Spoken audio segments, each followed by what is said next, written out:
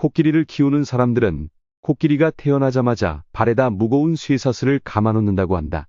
당연히 아기 코끼리들은 마음대로 움직이려 할 것이고 그럴 때마다 발목에 쇠사슬이 조여들 것이다.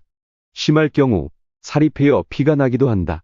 그 과정에서 아기 코끼리는 마음대로 움직이면 아프다는 사실을 배우게 된다.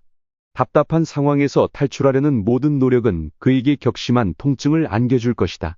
그 결과 이 프로그램은 영원히 그의 뇌에 저장되고 이젠 가느다란 노끈 하나로 묶어 놓아도 코끼리는 같은 반응을 보이게 된다.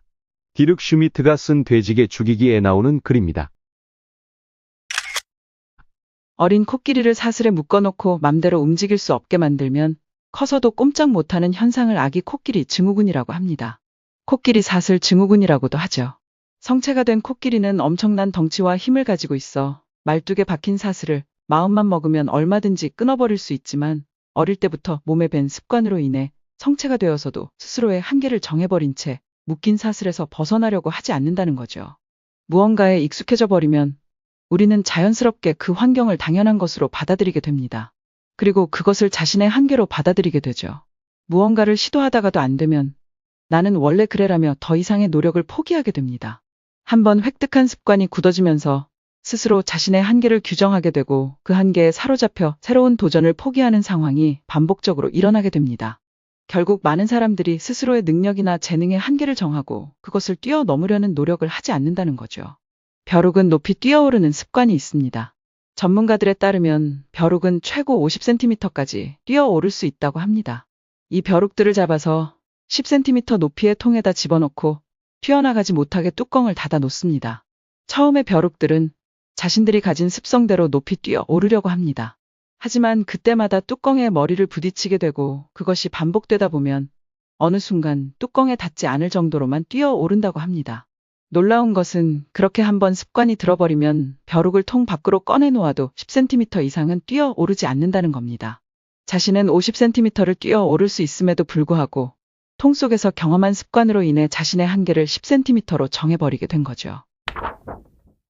사람들은 보다 나은 삶을 살고 싶어 하면서도 자신의 한계를 뛰어넘는 것에 두려움을 느낍니다.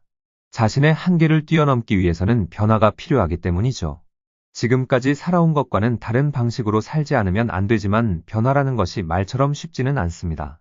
변화하기 위해서는 지금까지 해온 습관들을 모두 바꾸어야 하는데 습관을 바꾼다는 건 결코 쉬운 일이 아닙니다. 습관대로 하면 너무나 편하기 때문이죠. 두뇌의 모든 신경회로들이 습관에 맞춰져 있어 크게 에너지를 들이지 않고도 무언가를 편하게 할 수 있습니다. 그러다 보면 현실에 안주하고 도전은 포기하게 되는 거죠.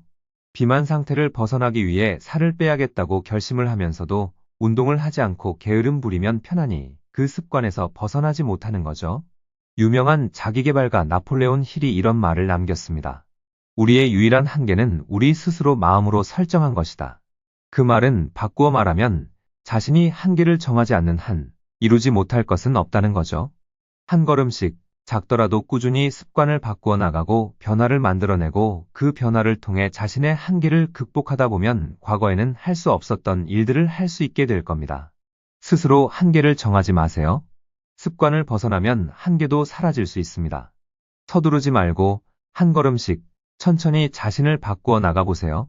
책을 쓰고 싶으신 분은 하루에 한 페이지씩만 글을 써보세요. 그렇게 꾸준히 몇 년만 하다 보면 내가 무슨 책을 하며 자신을 낮추어 봤던 사람들도 누구나 책을 쓸 수 있게 됩니다. 여러분의 미래 모습은 여러분이 어떤 마음을 갖느냐에 따라 달라질 수 있습니다.